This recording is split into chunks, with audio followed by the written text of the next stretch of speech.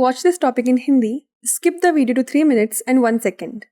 Hello everyone, welcome to another episode of Legal Update. Today's topic of discussion is Section 4 of the Limitation Act 1963. First, let us see why is it in the news. Recently, the Supreme Court in the case of State of West Bengal and others versus Rajpath Contractors and Engineers Limited held that the 30-day extension period mentioned in the provision to Section 34, Subsection 3 of the Arbitration and Conciliation Act 1996 cannot be included in the prescribed period in Section 4 of the Limitation Act 1963. Let's look at the background of the case. The State of West Bengal appointed Rajpath Contractors and Engineers Limited to construct a bridge when disputes arose. The contractor invoked the arbitration clause, resulting in an arbitral tribunal awarding to the contractor. Subsequently, the Calcutta High Court was closed for Puja vacation from 1st October to 30th October 2022, and the appellants filed a petition under Section 34 of the Arbitration Act, challenging the arbitral award on 31st October 2022. The High Court ruled against the appellants, stating they were not entitled to the benefit of Section 4 of the Limitation Act 1963. The Supreme Court upheld that Section 4 of the Limitation Act did not apply since the prescribed period ended before the court's vacation commenced. The court observation was as follows. A bench of Justice Abhay Oka and Justice Pankaj Mithal dismissed the State of West Bengal's appeal, challenging the Calcutta High Court's decision that dismissed its petition under Section 34 of the Arbitration and Conciliation Act 1996. The court reiterated that if an arbitral award is challenged beyond the 3-month limitation, the benefit of Section 4 of the Limitation Act will not be available. Let's know more about Section 4 of the Limitation Act 1963. This section addresses situations where the last day of the prescribed period for filing a suit, appeal or application falls on a day when the court is closed. According to this section, if the deadline for initiating legal action coincides with the day when the court is not open, the action can be taken on the next day the court is open.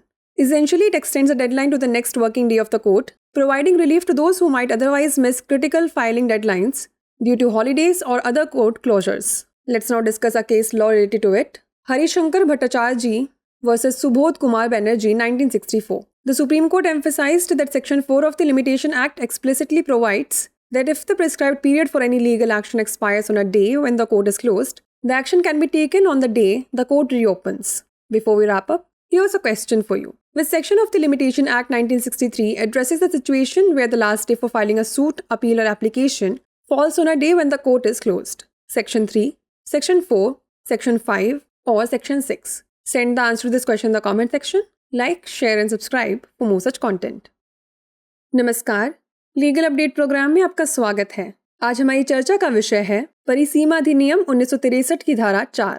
सबसे पहले जान लेते हैं ये चर्चा में क्यों है।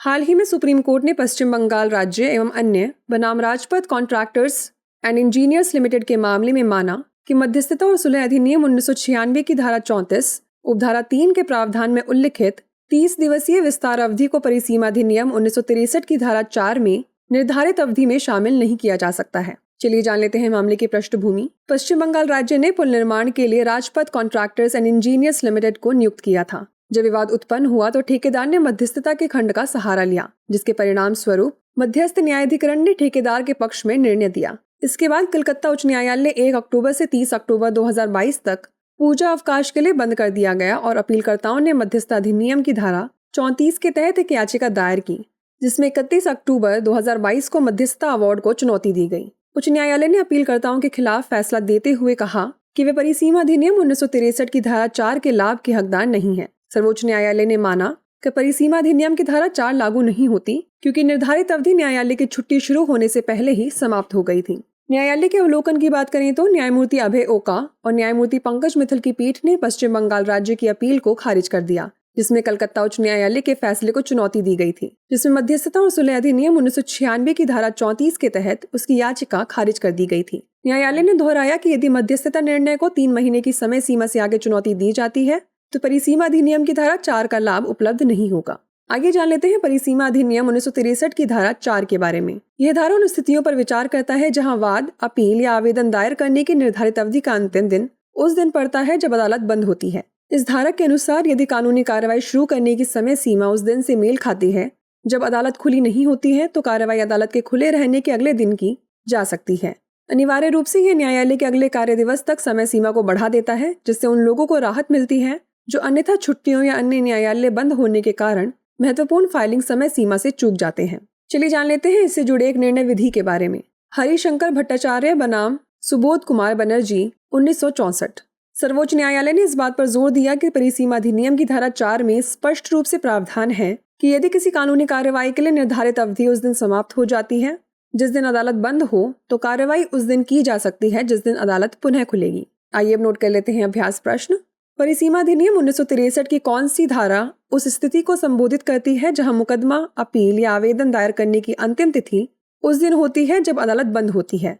धारा 3, धारा 4, धारा 5 या धारा 6? इसका उत्तर हमें कमेंट सेक्शन में जरूर भेजिएगा। ऐसी और वीडियोस देखने के लिए लाइक, शेयर और सब्सक्राइब करना ना भूलें। धन्यवाद।